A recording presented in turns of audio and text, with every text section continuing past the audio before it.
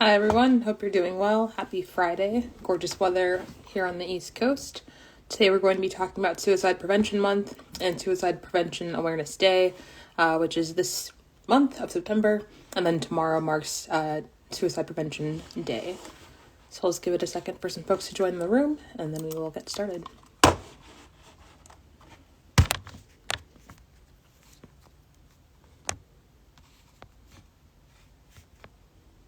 If you are in the DMV area and need to access HIV or STI testing, please give Whitman-Walker a call at 202-797-4439, and you can schedule an HIV or STI testing appointment at either their Northwest or Southeast health centers.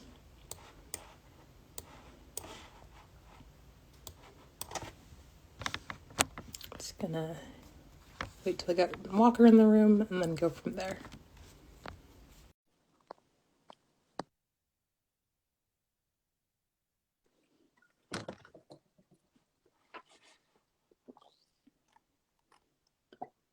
In the interim, during the COVID-19 pandemic, Whitman-Walker's Community Health Department has expanded its outreach efforts to the social media platform. We cover various topics about HIV and STIs, sexual health practices, access to care, social determinants of health, and public health interventions. The community health team is here to educate and support you. My name is Jewel, and I use she, hers pronouns, and I work to bring educational Instagram lives to this space with Whitman-Walker's community health team. Today we're going to discuss Suicide Prevention Month and Day. And if you or someone that you know is struggling or in crisis, help is available. You can call or text 988 or chat 988lifeline.org. Again, that's 988lifeline.org to reach the 988 suicide and crisis line. Uh-oh. I think it's one of those days where Instagram is not being our friend. I'm trying to get Walker in the room. Again, we'll see if they'll let them in.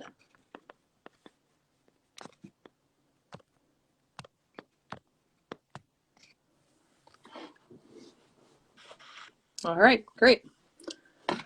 So again, today we're talking about suicide prevention. And if you or someone you know is struggling or in crisis, help is available. Please call or text 988 or chat 988lifeline.org to reach the 988 Suicide and Crisis Lifeline. So Suicide Prevention Day is tomorrow, September 7th, or tomorrow, September 10th. The World Health Organization shares that the 10th of September each year focuses attention on the issue, reduces stigma, and raises awareness among organizations, government, and the public, giving a singular message that suicide can be prevented.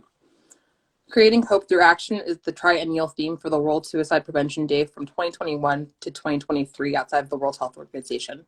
This theme is a reminder that there is an alternative to suicide and aims to inspire confidence and light in all of us. September is also Suicide Prevention Awareness Month, and this week is Suicide Prevention Awareness Week. According to NAMI, suicidal thoughts, much like mental health conditions, can affect anyone regardless of their age, their gender, their race, their ethnicity, or their background. In fact, suicide is often the result of an untreated mental health condition. Suicidal thoughts, although common, should not be considered normal and often indicate more serious issues. So September is used as, again, Suicide Prevention Awareness Month, and it's used as a time to raise awareness about the stigmatized and often taboo topic. The National Association on Mental Illness, or NAMI, uses this month to shift the public perception and spread hope and share vital information to people who are affected by suicide. Their ultimate goal is to ensure that individuals and friends and families have access to the resources that they need to discuss suicide prevention and to seek help. Again, if you or someone that you know is struggling or in crisis, help is available. Please call or text 988 or chat 988lifeline.org to reach out to the 988 Suicide and Crisis Lifeline. Suicide is one of those things that touches a lot of people, and if you don't make space and time to listen to folks' problems now, you could find yourself in a position where you don't want to be attending their funeral. And I think a lot of us would choose to be there for a loved one rather than need to be planning how we're going to attend their funeral. So some of the crisis resources that exist that NAMI provides for folks is that if you or someone you know is experiencing a mental health crisis, you can call or text 988. This is a new number, so very exciting that it is a lifeline and resource that's available to the mass public now. If you're uncomfortable talking on the phone, you can always chat the Suicide and Crisis Lifeline at 988lifeline.org. You can also text NAMI, which is N as in Nancy, A as in Apple, M as in Michigan, and I as in Ice Cube, to 741-741 to be connected to a free trained crisis counselor on the crisis text line. You can also visit NAMI's website at nami.org or nami.org for additional information on knowing the warning signs and risk factors of suicide, being prepared for a crisis, navigating a mental health crisis, and all that you need to know about youth and suicide. If you are using this week or this weekend or tomorrow to spread awareness about suicide prevention and resources, please use the hashtag suicide prevention or hashtag together number 4, letter M, letter H, so together for MH or together for mental health. And you can also use hashtag World Suicide Prevention Day tomorrow. So here's some stats on the individual impact of suicide. 79% of all people who die by suicide are male. And although more women than men attempt suicide, men are 4 times more likely to die by suicide. Suicide is the second leading cause of death among people aged 10 to 14 and the third leading cause of death among people ages 15 to 24 in the US. It's also the 12th leading cause of death overall in the United States. And 46% of people who do succumb to suicide had a diagnosed mental health condition, but research shows that 90% of them may have experienced symptoms of a mental health condition. So now on to the community impact. The annual prevalence of serious thoughts of suicide by U.S. demographic groups are as follows. These thoughts of suicide occur in 4.9% of all adults, 11.3% of young adults ages 18 to 25, 18.8% of high school students, and 45% LGBTQ youth. It's that stat that makes us really thankful for youth-serving organizations like the Trevor Project and Wanda Austin Foundation in the DMV. But if there's a correlation that you can see, it's that as people get older and maybe experiencing like they're part of the LGBTQ community, they identify with being LGBTQ, the numbers are just crazy high in terms of suicidal ideation. So the highest rates of suicide in the U.S. are among American Indian Alaska Natives, followed by non-Hispanic whites. Lesbian, gay, and bisexual youth are nearly 4 times more likely to attempt suicide than their straight youth counterparts. So again, a really staggering stat. Also, transgender adults are nearly 9 times more likely to attempt suicide than the general population. So suicide is the leading cause of death for many of these communities, but suicide is also the leading cause of death for people who are held in local jails. So that also says a lot about some of the unjustness of our justice system. According to NAMI, in June of 2020, researchers at the CDC researchers at the CDC found that about twice as many people reported having serious thoughts of suicide than they did prior to the pandemic. Although the pandemic did not lead to the dramatic increase in completed suicides as some had predicted, rates remain high, and the most recent full-year statistics for 2020 found that 45,979 people died of suicide. So these are some stats. This is some information. These are some resources. Again, if you're in crisis, please contact 988. You can call or text that number, or you can visit 988lifeline.org to chat with someone online. But suicide is preventable. We all have a part to play in it. We all can help spread awareness around the message and making sure that people know of these crisis resources that they can utilize in times of need.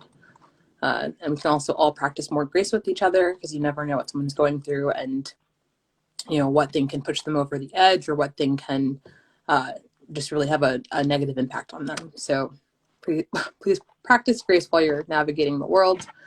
And before we go, I just wanted to share a few reminders about HIV prevention and just some announcements from Whitman-Walker. So please, you can learn more about Whitman-Walker's testing hours and locations at Whitman-Walker or whitman-walker.org/testing. You can call 202-797-4439 to schedule a testing appointment at their Northwest or Southeast health centers. And if you or your community or organization is interested in having Whitman-Walker provide mobile health services in your neighborhood, you can contact mobilehealth@whitman-walker.org, and you can access HIV prevention tools like PrEP and PEP or start HIV treatment. Finally, please save the date for Whitman-Walker's 36th annual Walk to End HIV on Saturday, October 22nd. You can register to walk or donate, or both, at walktoendhiv.org. This year's walk will take place at Whitman-Walker's new medical home on the campus of St. Elizabeth's in Congress Heights. Thank you all again for taking some time to learn together today. And also, before we go, we got to talk about COVID-19 prevention. So if you've already been vaccinated, that's great. You've taken a really big step towards helping yourself and your loved ones in your community not get sick with COVID. We know that the vaccine does not prevent new cases of COVID-19, but it does help keep you from getting really sick with COVID, keep you from out of the hospital with COVID, and keep you from dying from COVID. So please continue to be safe and alert out there, and thanks for vaccinating yourself.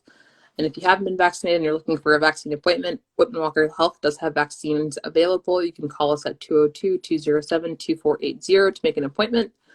And if you are a DC resident and we're not accessible for you, you can call 1-855-363-0333 or visit vaccine.dc.gov.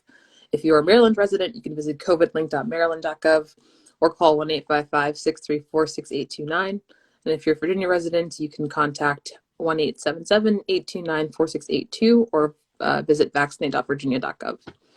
If you haven't been vaccinated and you're not looking for an appointment, Whitman-Walker, and I think most public health professionals would advise you that you want to continue to follow the CDC guidelines for mask wearing, quarantining, social distancing, and the like. It's fairly important that you consider getting the vaccine and discuss COVID precautionary measures with those who are around you, but be mindful of masks and keep your distance, especially when you don't know whether a person has been vaccinated or not. And because we're in two public health pandemics at once, here's some information about monkeypox. So there are tens of thousands of monkeypox cases in the United States. Earlier this week, there were over 20,000 cases. So be alert out there. If you're in DC, you can pre-register for a monkeypox appointment at the DC Health website. Just look up monkeypox. Same thing in Maryland. They actually just released their pre-registration system, so you can also follow the Maryland Health Department's website and pre-register for an appointment. And then Virginia is still doing a mixture of contact tracing and kind of vaccinating on a urgent needs basis. So if you think that you've been exposed to monkeypox, contact your medical provider as soon as you can. In DC, as of Friday, August 5th, they have walk-up vaccine locations available from noon to 8 p.m. on Fridays or while supplies last. These locations for the vaccine clinics are 3640 Martin Luther King Jr. Avenue Southeast in Ward 8, 7530 Georgia Avenue Northwest in Ward 4, and 1900 I Street Northwest in Ward 2. Walk-up vaccinations will be provided on a first-come, first-served basis to the eligible residents who have not already received a first dose of the monkeypox vaccine. You are currently eligible to be vaccinated in DC if you are a DC resident who is 18 years or older. And this applies to all people of any sexual orientation or gender who have had multiple sexual partners in the past 2 weeks, including those currently considered highest risk. So gay, bisexual, and other men who have sex with men, transgender men, transgender women, or sex workers of any sexual orientation or gender, or staff of any sexual orientation or gender at establishments where sexual activity occurs. So think bathhouses, saunas, and sex clubs. You will need to show your proof of DC residency to get your vaccination. So this is an identification card with a DC address or a utility bill or other piece of mail with your name on it and your DC address, or a current DC lease or mortgage with your name on it. That is all we have for you today. Please follow our Whitman-Walker family on Facebook, Twitter, and Instagram at Whitman-Walker, and follow our family accounts also at RealTalkDC _ and at NoFilterDC. Have a great rest of your day.